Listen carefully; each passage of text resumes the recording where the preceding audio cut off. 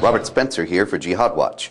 The 57-nation Organization of Muslim States, called the Organization of the Islamic Conference, OIC, met last week in Senegal, where they developed what AP called a battle plan to defend Islam from political cartoonists and bigots.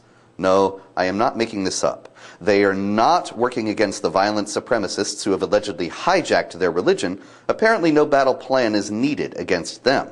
The OIC is instead concentrating on the real threat, those who draw cartoons of Muhammad and who point out that the terrorists themselves defend Islamic terrorism by referring to Islamic texts and teachings.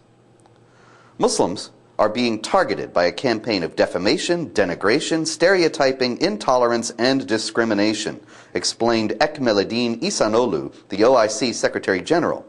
He made no reference to the likelihood that this defamation, denigration, stereotyping, intolerance, and discrimination, if it exists at all, comes as a backlash to the 10,000-plus jihad terror attacks that have been committed since 9/11 and have been justified by their perpetrators with reference to the teachings of the Quran and Islamic law.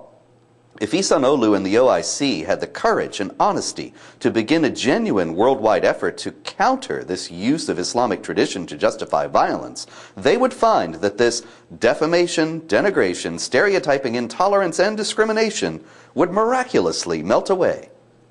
But instead, AP reported that delegates were given a voluminous report by the OIC that recorded anti-Islamic speech and actions from around the world. The report concludes that Islam is under attack and that a defense must be mounted. That's right, not that the non-Muslim world is under attack from jihadist Muslims, but that Islam is under attack. In response, the OIC is planning to create a legal instrument to combat criticism of Islam.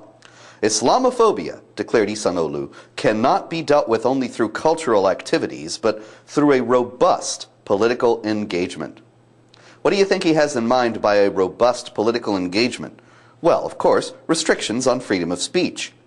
Abdoulaye Wade, the president of Senegal and chairman of the OIC, said, "I don't think freedom of expression should mean freedom from blasphemy.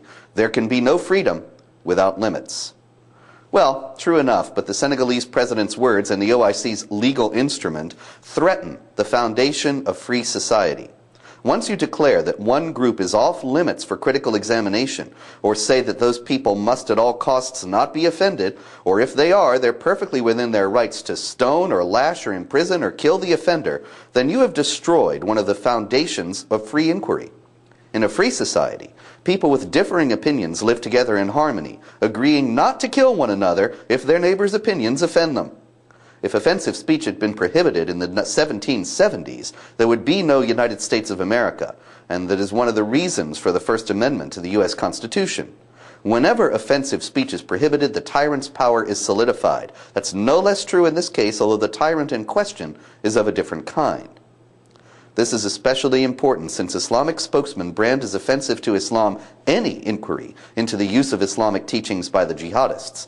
Accurate reporting about the teachings of Islam that jihadists use to justify violence has again and again been branded as hatred and bigotry. And that's why every free human being should oppose the OIC's legal initiative. Not only does it threaten the foundations of Western society, but as it would render us unable to analyze the jihad threat, it is an attempt to leave us defenseless against that threat. I'm Robert Spencer.